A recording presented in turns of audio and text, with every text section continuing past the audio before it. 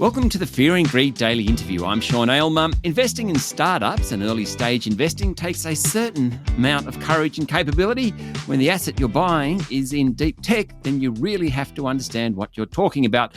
Main Sequence is Australia's largest deep tech venture fund, and Elaine Stead is its principal. Elaine, welcome to Fear and Greed. Thank you for having me. What is deep tech? What is a deep tech venture fund? How's it different to a tech startup fund? Yeah, no, this is an excellent question and one we get all the time.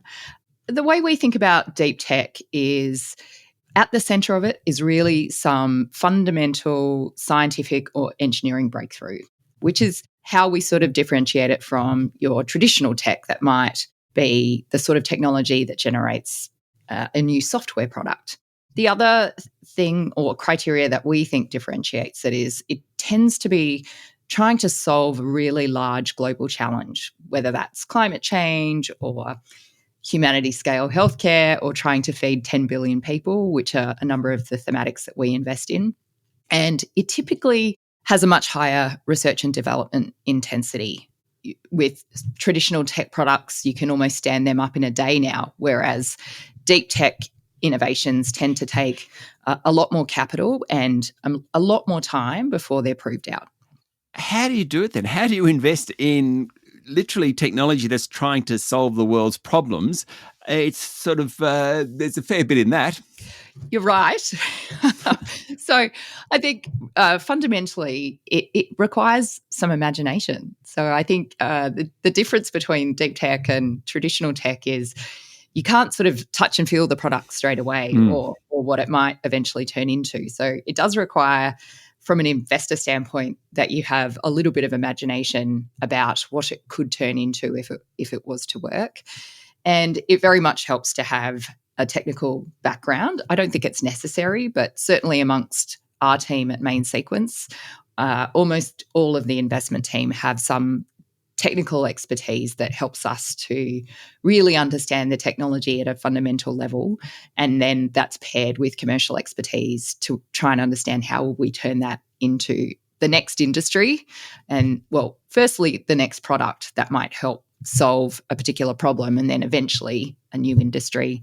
And I think it takes a little bit of courage. It takes courage to kind of invest in something that's so early stage and potentially very esoteric, but has the capacity to really forge something new, whether that's an industry or a way of doing things or solving a big problem.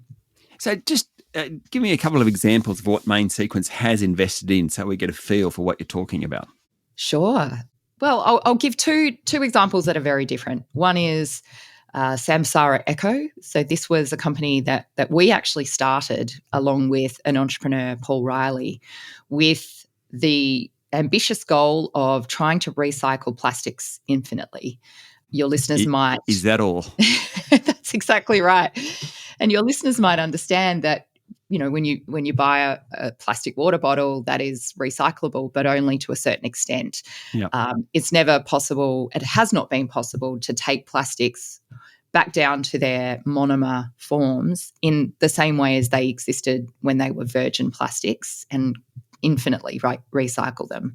What Samsara has been able to do is take enzymes and design them so that they can actually do that. And they've been able to solve that problem. And along the way, they've also learned how to recycle nylon infinitely. And through a partnership with Lululemon, where they're now able to recycle their nylons back to their virginal state, monomer state, and then infinitely recycle them.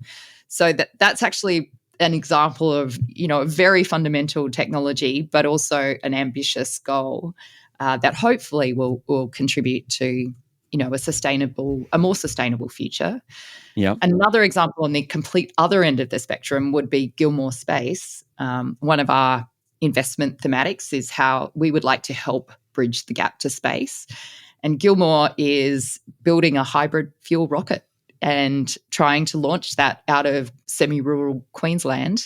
And they have their launch permit now. It's taken several years to develop the technology and build the rocket and get all of the permits to launch.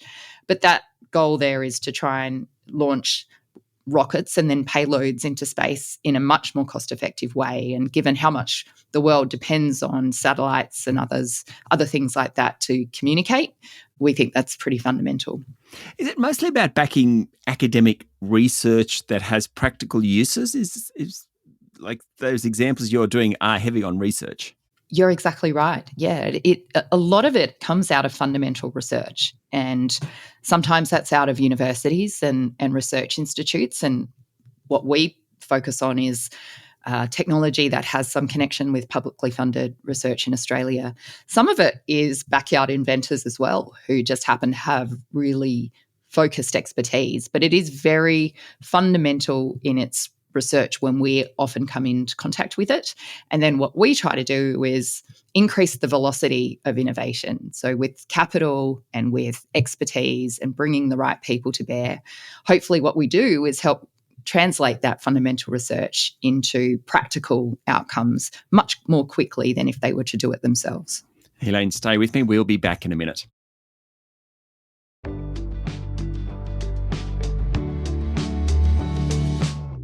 I'm speaking to Elaine Stead, Principal at Main Sequence.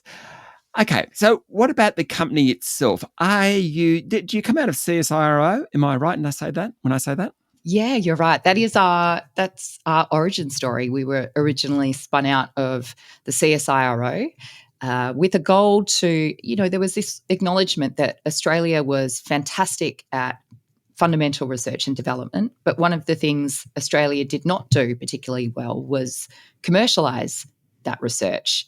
And there are a lot of reasons for that, but one of the key reasons was that there was a lack of capital and also focused capital and expertise to really help translate those, really interesting pockets of research into commercial outcomes. So it established the fund, which was eventually called Main Sequence.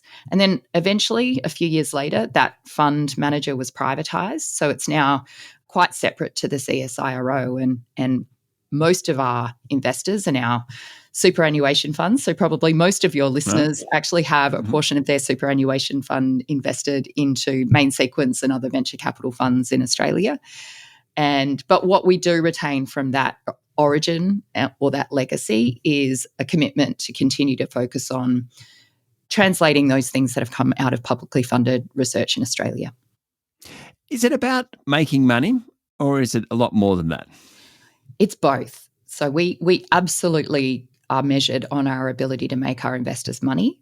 That is the primary metric by which any venture fund manager is measured. But one of the great privileges of investing in deep tech is that you do get to try and solve some of these bigger challenges, which we think our planet are really battling against at the moment, whether it be climate, whether it be accessibility to food as population expands, whether it's how do we make healthcare more accessible for a growing population. How do we help enable that next intelligence leap as well, whether that's quantum technology or artificial intelligence? Our goal is really to try and make our investors money while trying to solve some of these large problems at the same time. And that really is a privilege, and I'm very grateful. Is it too early to ask you what sort of returns you're getting? Because presumably it needs to be patient capital going into Main Sequence, because it's not something that you're going to pull out in 6 months' time. But are you at the point where you can show returns? You're spot on. It does take a lot of patient capital. So typically our venture funds are 10-year funds, and you don't start to see realizations until year 7 of a given fund cycle. We're now 3 funds in. Mm-hmm. Our first fund was 2018, so we're just getting to that inflection point now where we're starting to look at how we can realize some of those investments that we made many years ago. So it's a bit early for us to quote our return profile yet, but I will say it's looking extremely exciting. And I will touch on maybe some more audited data. In Europe, there was a McKinsey study that showed that analysed 1,500 venture funds across Europe and compared deep tech to traditional tech in terms of returns. And deep tech funds actually significantly outperformed traditional tech VC funds with a 17% IRR compared to a 10% IRR. So it really does have the capacity to generate much better returns because we're investing in those things that have the opportunity to grow and scale quite substantially because they are addressing very global markets and also very underpenetrated markets. Is it a very, you say it's a global market, is it a very competitive market in terms of both the discovery but also the funding? Yeah, it's getting more competitive. I would say there are still very few deep tech specialist funds across the globe, although that is changing. In Australia, for example, there would be ourselves, Blackbird also invest in deep tech opportunities. We have the recently stood up National Reconstruction Fund, which has a focus on many areas of sovereign capability, which overlap with deep tech. And so we're starting to see more players move into that space. And that's an indication that there is a lot of opportunity, but it is right now not nearly as competitive as, say, enterprise SaaS from an investment or a capital accessibility perspective. Well, good luck with it all, Elaine, and thank you very much for talking to Fear and Greed. Thank you very much. Pleasure to be here. That was Elaine Stead, Principal at Main Sequence. This is the Fear and Greed Business Interview. Join us every morning for the full episode of Fear and Greed, business news you can use. I'm Sean Aylmer. Enjoy your day.